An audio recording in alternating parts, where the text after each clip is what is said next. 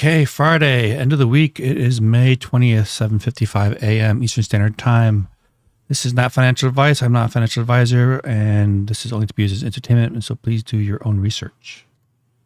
So let's see what's going on today with Million Token. It's doing pretty good. We've had rally since about May 12th, so for the last 8 days, we've kind of been in a slight uptrend.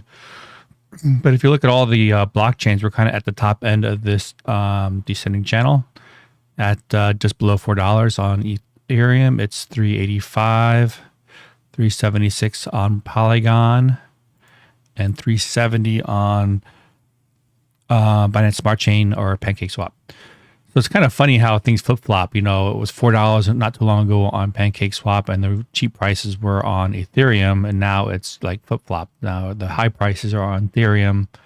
And if you notice, they're all at the top end of this descending channel. So they're all in the same relative position. I think the reason why the price flip-flopped and it's high on Ethereum now is because of the farming that TL offering, and I'm not sure what the APY on that is. We could take a look into that. And so maybe there was a big price bump. I think yesterday or day before, somebody bought like 1,000 million token at this address here, and he put it into the USDC. So I'm assuming he's doing that for farming, and then you subscribe on TL's link and get possibly rewarded in MM. I think he put in like 5,000 MM, and I think that's where the $20,000 came from. It's somehow tied in with Unicrypt. I'm not too sure about that. But anyway, so yeah, here it is the weekend. Let's see if we have a price decline over the weekend. Who knows? But I wasn't buying on the way up. I'll buy on the way down at these lower levels if I get that chance. If we kind of go down at a diagonal, the price can come down here, perhaps just above $2. Bitcoin on the log graph, we are so close to the bottom of this 200 weekly moving average at around 22,000. Don't know if we're going to get it. This wick here on the weekly chart, if it kind of goes sideways and go up, I mean, that could have been the capitulation event, all because of Luna and Terra, with the collapse of Luna, basically, and they had to sell off 80,000 Bitcoin. And if the market's absorbed it, it can go up from here. But, the market's still correlated with Bitcoin and the stock market. And Pomp said something interesting the other day about somebody saying it's not correlated to the market, but the players that are in Bitcoin are correlated with the stock market. So I thought that was kind of interesting also. So if you extend this out, we're in the same range in this channel, this upward channel, as we were all the way back in December 2018. So that's interesting as well. And the only time we went below it was the COVID crash, which lasted basically 4 weeks or 1 month, and it was basically a V-shaped recovery. If we go in a depression and the stock market goes down, or recession over a year or two, I'm hoping that Bitcoin will decouple. I'm hoping, because the fundamentals are totally different. We'll just have to see if there's too much institutional players in Bitcoin, it could follow it. But boy, when it turns around, if the stock market turns around, I'm sure Bitcoin's going to turn around much faster. CME gap, nothing's changed there. These little dotted slash marks, we're still following basically what I had here planned out. These dotted hash marks all the way since mid-April of 2022, coming sideways, coming down, going up. And let's see, if my pattern here, it's our fractal pattern, we should be going down and maybe hitting that CME gap in end of May. And we can be in there for a while, go up. We'll just see what happens. This is all speculation, of course. And nothing's changed on the monthly. We are still in the box of accumulation right here, but I wouldn't say it's capitulation, just accumulation. And the 5-day chart, yeah, my golden buy box here, price is slightly above it right now, but we'll see. This fractal can be moved over here perhaps, and we'll see. We'll just wait and see. Things are moving pretty fast. So let's see what else we have here. I don't know why it's nothing's showing there.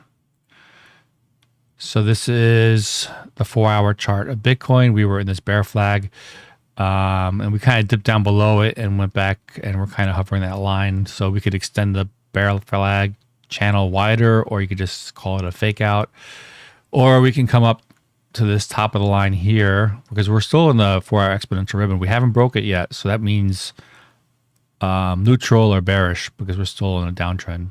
We got to get above like 31,000 and close above it, and hopefully like 5 or 10% above it, and then maybe close and call it a reversal. But let's see, now that would have to take us up to 34,000 perhaps. We have to get above this moving average and above this resistance for the ascending channel, but we'll see. So we had this capitulation from Luna, and we're trying to bounce still and go sideways, and I was trying to compare that with the 4-hour chart back way in, what was it, 2018? Let me see if I can find it. And it looked a little different to me. Let's see, pull this, slide it over. It's hard to go back in time on these low time frames. I think that's why my screen blanked out. I had it prepared earlier. And man, it's just taking too much time to pull this information up now.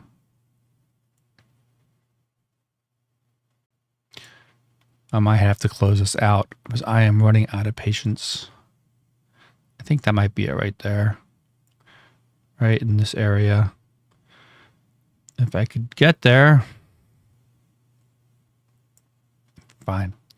So that was in November 2018, the 4-hour chart. Let's see how that looked.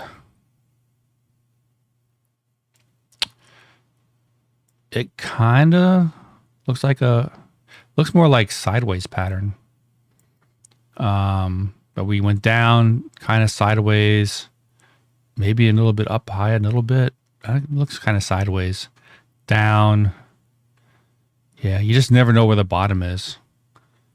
But, we did find support down here at the midline on this green area. So, and for us today, that would be around 22,000, which seems to be coming up quite a bit. So SP 500, Game of Thrones had on their thumbnail put this resistance line, which I thought was kind of interesting. So I pulled it on my graph. So it looks like resistance, we hit here, but we have a touch point here, 1, 2, 3, 4, 5.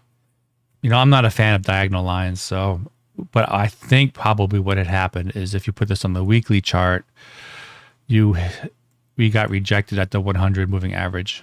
I think that's what that blue line is. Let me just pull it up real quick. Let's see now. Inputs, yeah, it's like the 100 moving average. I think that's more important than the a diagonal trend line there.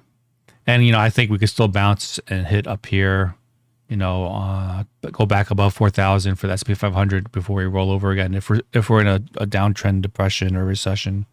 So much bad news with energy and food right now globally. You see now the million pool is at 356. Good. Let's see now. I don't see anything major. Somebody exited out 2,000. Would have been a lot higher. I think what they did was they restaked it, right? I bet, yeah. They took it out, put it in here, and they restaked it. They probably took it out, pulled the rewards, bought million token, and then staked it all back. And so that 1,986, they staked 2,591 with an additional 600 or so. So that's good. And milliontoken.org for your latest information. Click on Liquidity Farm if you want to get those rewards. If you're providing MMUSD liquidity on Ethereum, it's 394 APR. I see now we have, so that ends in 2 months. Interesting. And there's 10 stakers only. So that's why the APR is so high. So, you can still get in probably would outperform the million pool if you want to take the additional risk. And the pool is giving you 18.16% a year versus 394% a year. But you have to worry about impermanent loss and stuff like that. If you could put maybe a partial stack of it into the farming. Nothing new on the governance proposal. The million token looks really good on the 24-hour chart. So it's from the last 24 hours, it's gone from like $3.30 to $3.82.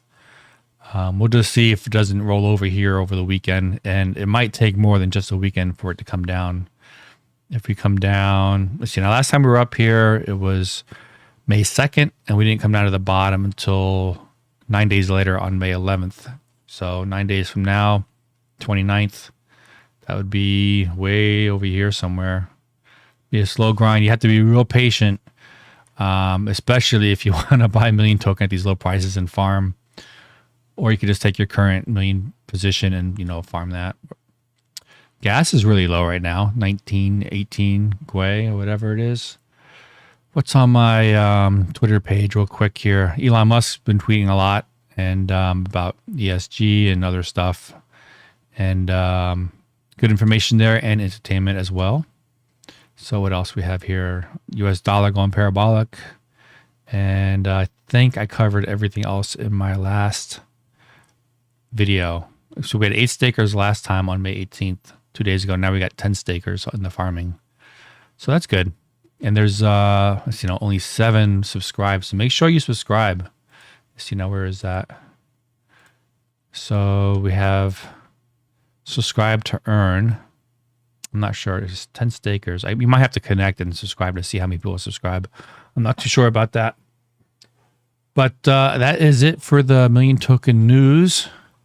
And the longs are still ridiculously long on Bitfinex. I'm not sure what's going to happen with that. We'll wait and see. So stick with your plan and dollar cost average if you're in it for the long term.